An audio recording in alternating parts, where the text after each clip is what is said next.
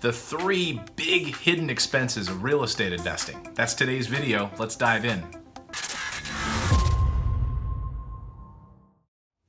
Hey there, I'm Clayton Morris. I'm the founder of Morris Invest. Thank you so much for subscribing to my channel. We publish real estate videos multiple times per week, all around helping you create passive income and to get out there and take action and become a real estate investor. Today I'm going to talk about some of the hidden expenses that you can expect as a buy and hold real estate investor. Now, I'm not talking about the obvious things, right? Tenant turnover. I'm not talking about lawn care. I'm not going to talk about those obvious things. We should all know that those are some expenses: lawyer fees, closing costs on a property, etc. That's obvious stuff.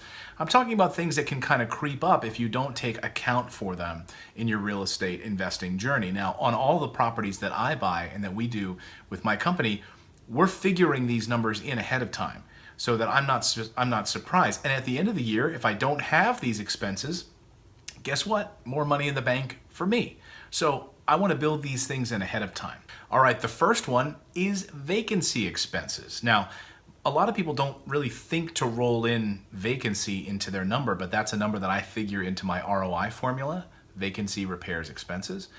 You want to figure at least, in my towns where I'm at, I have about a 5% vacancy rate in the city, but that's different than your own personal vacancy rate.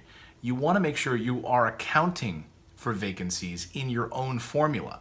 You know, we can look at different high vacancy towns, right? Like different places like Memphis with high vacancy rates, etc. Or, you know, Little Rock, Arkansas, places like that with high crime. But that's totally different than the vacancy rate on your personal property and the vacancy rate that you need to account for. So for instance, if you own a single family home, which most of the properties I buy are single family homes, you're gonna have a vacancy. If there's a turnover, let's say you have a tenant that's lived there for 5 years and a tenant moves out and you've got 3 months where there's a vacancy while you're getting the drywall patched up, carpet cleaned by your property management team, etc. Well, then you're gonna have a percentage of your time. You're never gonna be 100% full.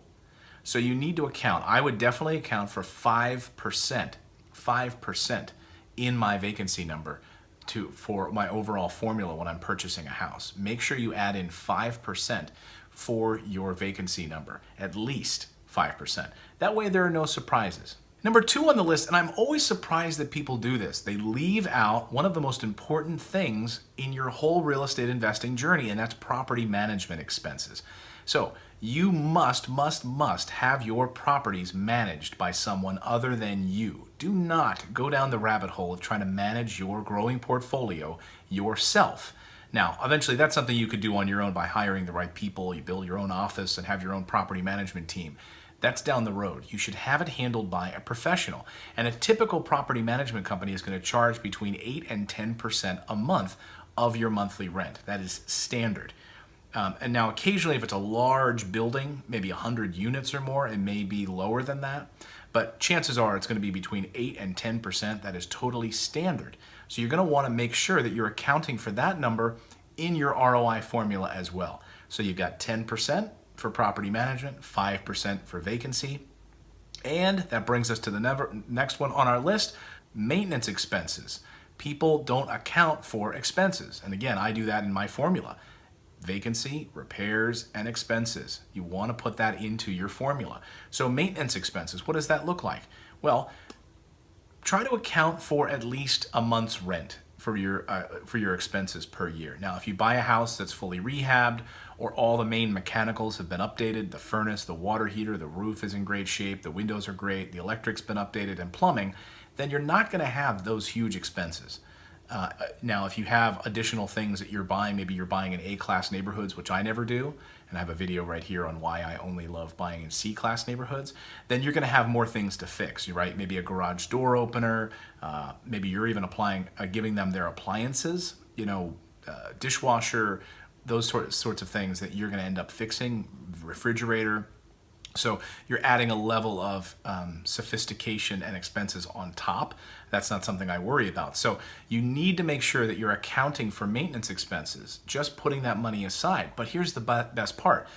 If you're buying a property that you know is already going to be done and rehabbed and taken care of, then you're not going to have these expenses to worry about. And so while you're still accounting for them, at the end of the year, when you look at your spreadsheet, you're going to say, oh, we had no expenses this year. We didn't have to fix anything. For 2, 3, 5, 10 years, we didn't have to fix anything. Great.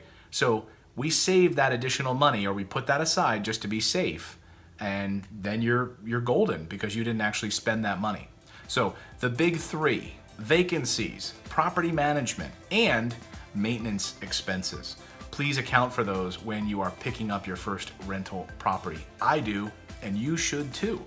Thank you so much for subscribing. If you're not a subscriber, click the subscribe bubble right over there. And please check out all of the other great videos and playlists we have here on the channel.